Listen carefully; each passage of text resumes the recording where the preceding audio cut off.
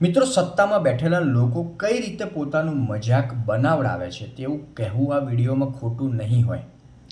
કે ભાવનગરમાં એક લઠ્ઠાકાંડની ઘટના બને છે, 4 લોકોના મોત થાય છે અને પછી નાયબ મુખ્યમંત્રી હર્ષ સંઘવી એક તાત્કાલિક મીટિંગ બોલાવે છે અને આદેશ આપે છે કે ચુસ્તપણે રાજ્યમાં દારૂબંધીનો અમલ થવો જોઈએ. આ કેટલો મોટો જોક છે નહીં મિત્રો? હવે આ જે મિટિંગ, ઇમરજન્સી મિટિંગ કહી શકાય, બોલાવવામાં આવે છે, એમાં ડીજીપી, અમદાવાદ સુરતના સીપી, આઈબીના વડા, ગાંધીનગર રેન્જના ડીઆઈજી સહિતના મોટા મોટા અધિકારીઓ સામેલ હોય છે. શું કહેવું, શું ખબર નથી પડતી. ઘણીવાર લોકોના મોઢે મિત્રો તમે સાંભળ્યું હશે, મેં તો સાંભળ્યું છે કે દેશમાં સૌથી વધારે દારૂ ગુજરાતમાં વેચાય છે. તો શું તંત્ર, પ્રશાસન, સરકારને ખબર નહીં હોય? અમદાવાદમાં અઢળક જગ્યાએ દારૂ વેચાય છે કે દારૂના અડ્ડા ચાલે છે. કોઈ પણ સામાન્ય માણસને તમે પૂછશો તો તમને બતાવી દેશે. મને હસવું આ વાત કરતાં કરતાં એટલે આવે છે કે કેટલું મોટું મજાક છે આ ગુજરાતની જનતા સાથે. કેટલું મોટું મજાક છે.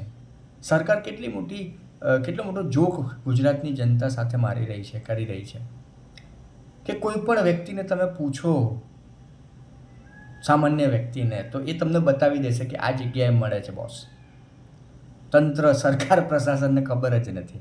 અને હવે જ્યારે આવા કોઈ કાંડ થઈ જાય કે લોકો મૃત્યુ પામે, એટલે સરકાર આમ બતાવવા ખાતર કહેવાય એવું કે આદેશ આપે કે ચુસ્તપણે દારૂબંધીનો અમલ થવો જોઈએ. અમદાવાદમાં એક મહિલા ધારાસભ્ય છે, આજકાલ રાજ્ય કક્ષાના મંત્રી પણ છે. એમના એરિયામાં અઢળક દારૂના અડ્ડા ચાલે છે. દારૂના અડ્ડા ધમધમે છે. શું એમને ખબર નહીં હોય? નહીં ખબર હોય ધારાસભ્યને કે આજકાલ જે રાજ્ય કક્ષાના મંત્રી બન્યા છે મહિલાને? નહીં ખબર હોય? એમના જ એરિયામાં એક જાણીતો બુટલેગર, જેની એક રેસ્ટોરન્ટ પણ એ જ એરિયામાં ચાલે છે, થોડા સમય પહેલાં બતાવવા ખાતર પ્રશાસન દ્વારા એના ઉપર બુલડોઝર ફર્યું. કહેવા ખાતર હું એટલા માટે કહી રહ્યો છું કે બીજા કે ત્રીજા દિવસે એ રેસ્ટોરન્ટ ફરી કમ્પ્લીટ બની જાય છે, ચાલુ થઈ જાય છે. અત્યારે ચાલુ જ છે. આ બુટલેગરના જે દીકરાનો ઇતિહાસ છે કે ગંભીર ગુનાઓમાં તે પણ સંકળાયેલો છે. કેમ તંત્ર, પ્રશાસન, પોલીસ, આ મહિલા ધારાસભ્ય કે આજકાલ જે મંત્રી છે મહિલા ધારાસભ્ય, એમને દેખાતું નહીં હોય? શું મજાક ચાલી રહ્યું છે? સુરતનો એક વિડીયો તાજેતરમાં વાયરલ થાય છે.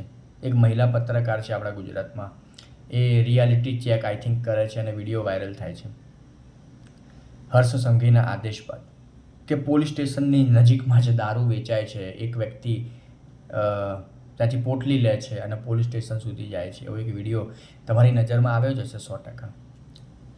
ગુજરાતની જનતા સાથે મેં આગળ વાત કરી તે પ્રમાણે કેટલું મોટું મજાક છે, ક્રૂર મજાક છે, કેટલો મોટો જોક આ થઈ રહ્યો છે ગુજરાતની જનતા સાથે. અને સત્તામાં બેઠેલા લોકો પણ પોતાનું મજાક બનાવડાવી રહ્યા છે. સામાન્ય જનતા આજે સત્તામાં બેઠેલા લોકો ઉપર હસી રહી છે, એમના ઉપર કટાક્ષ કરી રહી છે.